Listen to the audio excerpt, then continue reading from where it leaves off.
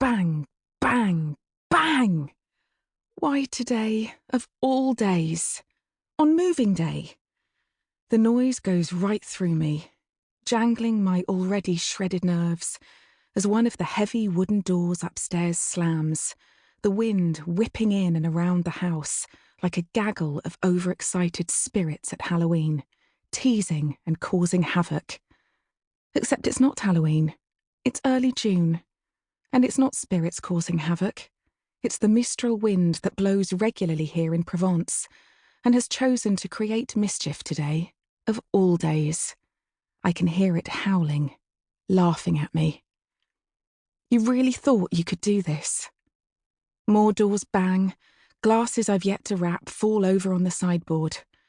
I'm exhausted before the day has even begun. My arms, legs, and spirits are heavy, as if I'm dragging heavy sandbags behind me, draining my already depleted energy supplies. I walk slowly along the empty hall towards the front door. It was the wonderful terracotta floor tiles I'd noticed when we first arrived.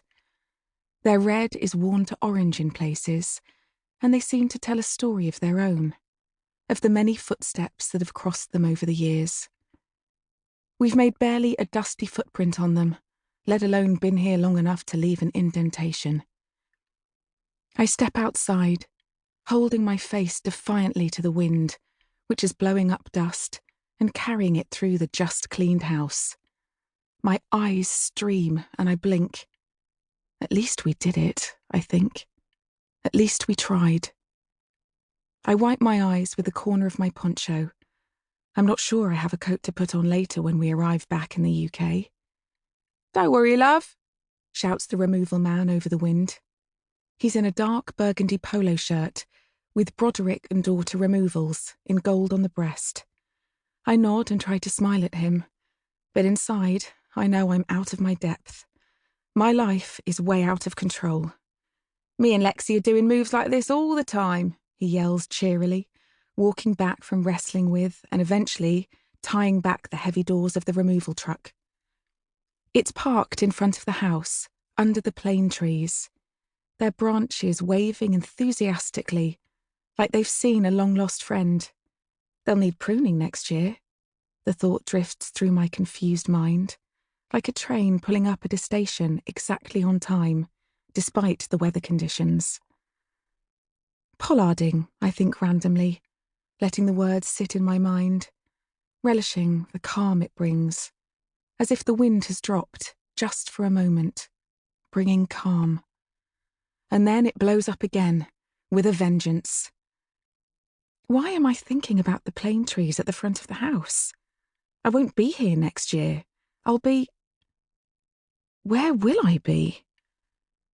The chaos that the wind brings shreds my nerves all over again, as the van doors bang and outdoor pots gathered together topple over and roll around.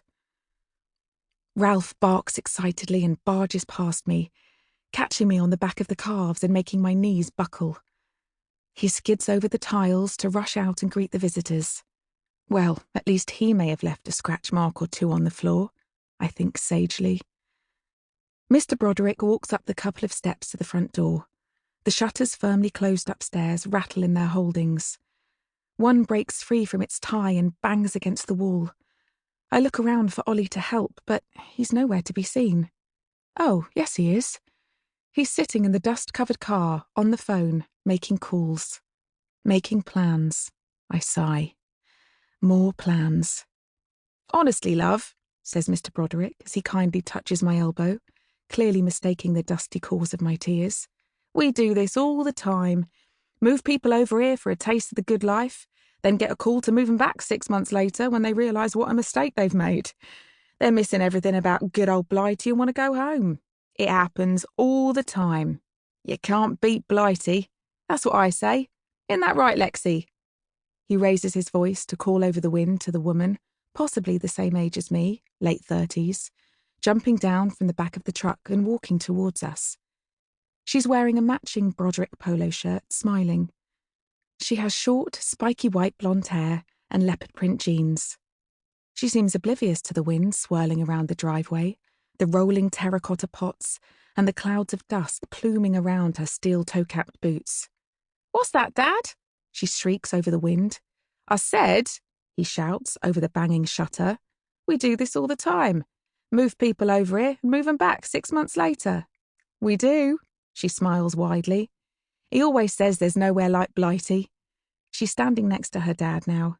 "Nice to see you again," she says. And suddenly, her warmth feels like a glimmer of home.